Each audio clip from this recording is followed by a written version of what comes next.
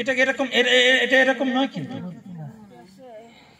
হ্যাঁ, তিলক তুলসীমালা আমাকে সহযোগিতা করছে, ভক্তি করতে সহযোগিতা করছে, কিন্তু তিলকটাই ভক্তি নয়। কিন্তু আমি তিলক কেটে দিয়েছি আর আমি বড় ভক্ত হয়ে গেছি, বৈষ্ণব হয়ে গেছি, এরকম না। কিন্তু তিলকটা, মালাটা আমাকে ভক্তি জীবনে সহযোগিতা করছে মাত্র।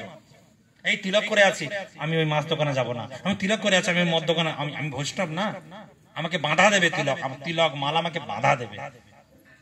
অর্থাৎ ভক্তি জীবন আমাকে সহযোগিতা করছে, কিন্তু ওটা ভক্তি নয়। কিন্তু ভক্তিটা কি সবাই বললো, যোগী নাম অপি, প্রসাদ আছে বলুন না, জোরে বলুন, যোগী নাম অপি।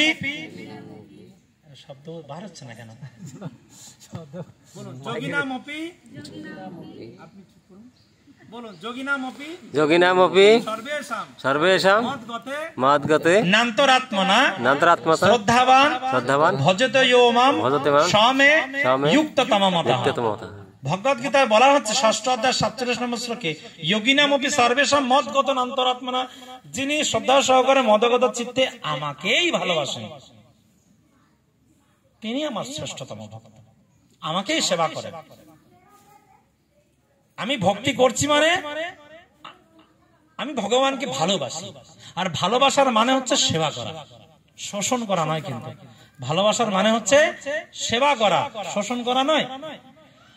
তো ভক্তিলতা বীজ গুরুর মাধ্যমে আমাদের কাছে আসে, সরাসরি ভাবে কৃষ্ণের মাধ্যমে এটা নাও আসতে পারে, কৃষ্ণ আমাকে ডাইরেক্ট কৃপা নাও করতে পারে।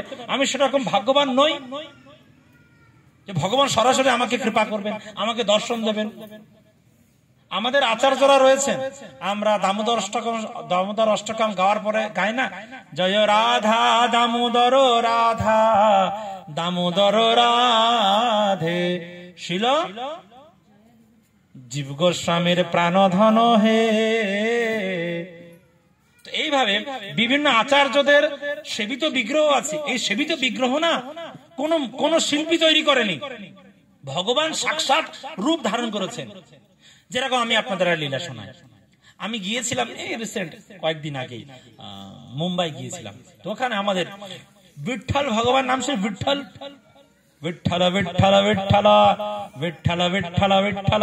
তো বিঠ্ঠল ভগবান একটা ইট, বিট বিট মানে ইট, বিঠ্ঠল ভগবান শ্রীমতী রাধা ঠাকুরানীর কথা চিন্তা করছেন। আর মাতা রুক্মিণী মনে মনে ভাবছেন, কি সারাদিন চিন্তায় মগ্ন থাকে, কার চিন্তা করে, একটু রেগে গিয়েছে, আমাকে ধ্যান দেয় না, আমার দিকে ধ্যান দেয় না। আর মনোমালিন্য হয়ে অভিমান করে আর উনি রাগ করে চলে গেছে।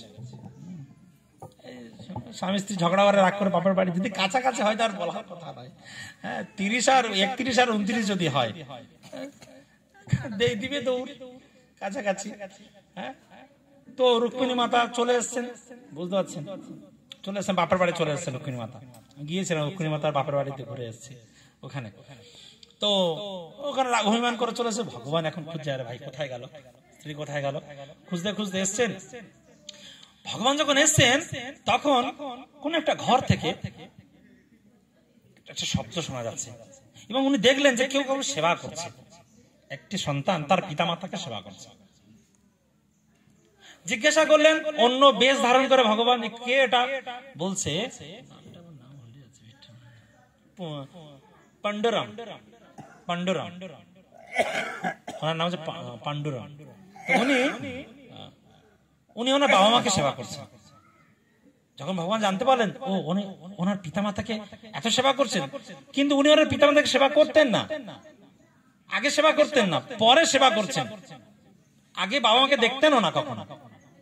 সাধু সঙ্গের ফলে জানতে পেরেছে না, পিতা মাতাকে সেবা করা আমাদের জীবনের কর্তব্য। হ্যাঁ, আরে ভগবান তো অনেক দূরে আছে, জলজান তো বাবা মা আমার সামনে আছে, যিনি আমাকে সংসারে এনেছে। হ্যাঁ, যেরকম মা এখানে আছেন, উনি যদি না আসতেন থরি নবদ্বীপ প্রভু ভগবানের ভজন করতেন, সাধু হতেন কি? উনি যদি না থাকেন, ওনার গুরুত্ব কতখানি রয়েছে, আমার মায়ের গুরুত্ব কতখানি রয়েছে। আমার মা যদি না থাকেন থরি আপনাদের সামনে এখানে বকবক করতাম। মায়ের গুরুত্ব রয়েছে। তো ভগবান খুব সন্তুষ্ট হলেন এবং গিয়ে বলছেন, এই আমি এসেছি, আমাকে বসতে দাও। বলছে, এক্সকিউজ মি প্লিজ, আপনি একটু অপেক্ষা করুন, আপনি অপেক্ষা করুন, পরে আমি আমার বাবা মাকে সেবা করছি, পরে আপনার সঙ্গে কথা হবে।